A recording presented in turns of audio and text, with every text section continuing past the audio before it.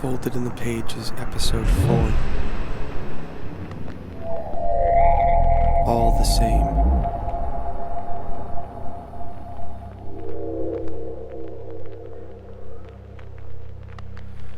There is a picture in my mind, a picture of me. It is an expression of the subconscious, the psyche's video feed surveillance of the self. The characteristics of this image ebb and flux in perfect correlation to my emotions.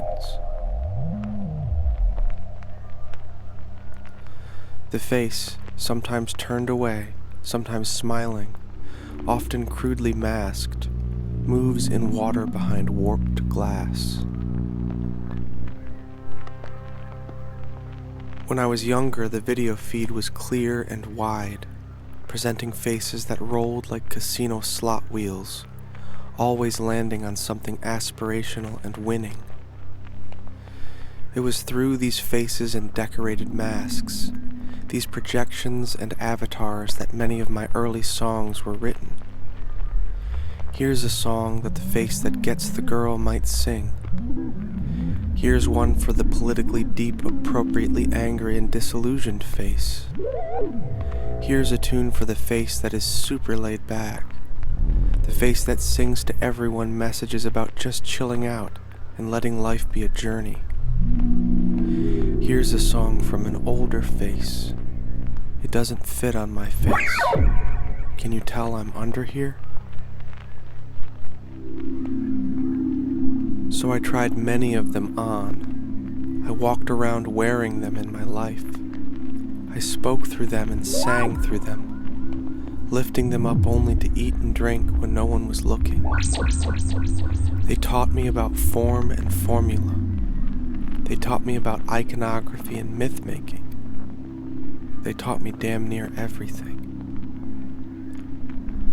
I was there too, in collaboration with them. Always a glint of eye from behind the leather and plastic, but only when the light shined just right. The more I wore the masks, the more the video feed of myself warped and weathered, and the masks started to be less convincing, less decorated and distracting. At first I would bang my fist against this underground machine the way I used to smack the VCR to get it to stop making that awful clicking noise. After a while, though, the masks of this psychic video feed became too worn and disfigured to be of any use to me. They would slip, slide, and peel away the moment I tried them on, leaving me face to face with myself. And then, thrown into chaos by the terrible reality of having to wear my own face, I rebelled against the images that the feed showed me. I scrambled through the spider holes in the back rooms to find a suitable escape, something that still fit well enough to hide me while I drank and smoked and talked too loud at parties. I scraped and scratched, clawed and climbed so intensely that I tired myself out. So there I was, exhausted from furiously going nowhere, too worn down to outrun myself any longer. And I looked up, illuminated by the warmth of the flickering feed. There before me, no longer adorned in decorative trappings and fancy fantasy, was my face. How tired it looked.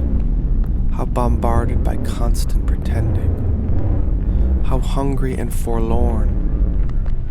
It scared me so completely that I threw up and cried into my hands. I turned away from the feed.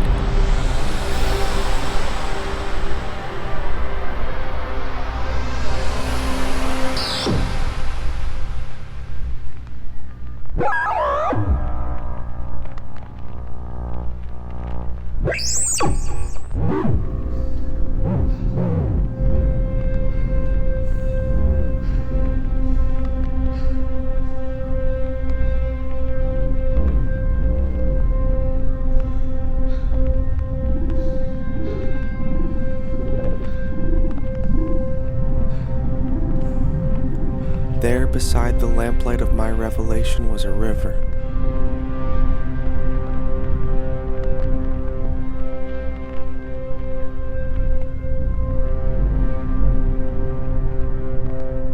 A river made of experience, a long roll of tapes cycling through every moment that preceded this dark deliverance.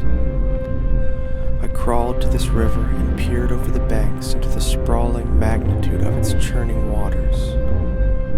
And there, confronted by the gaping maw of my entirety, I washed my hands.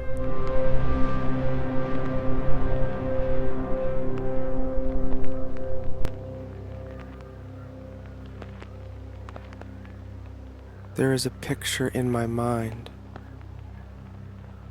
a picture of me.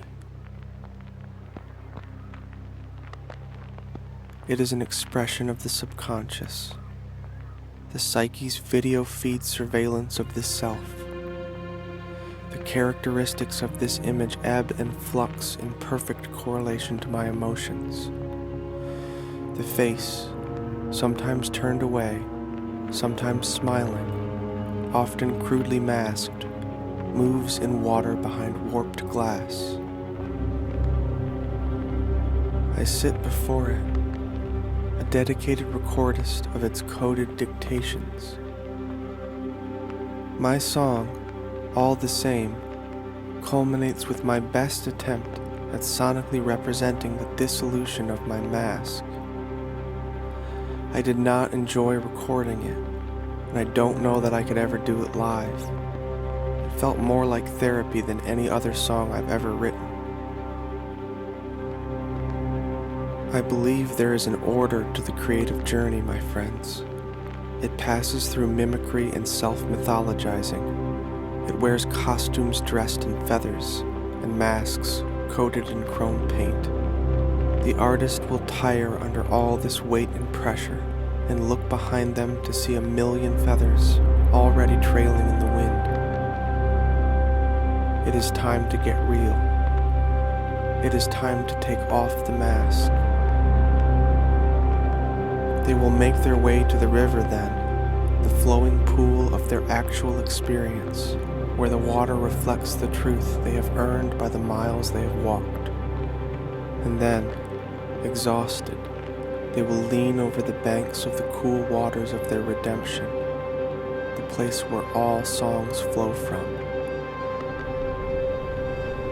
and wash their hands.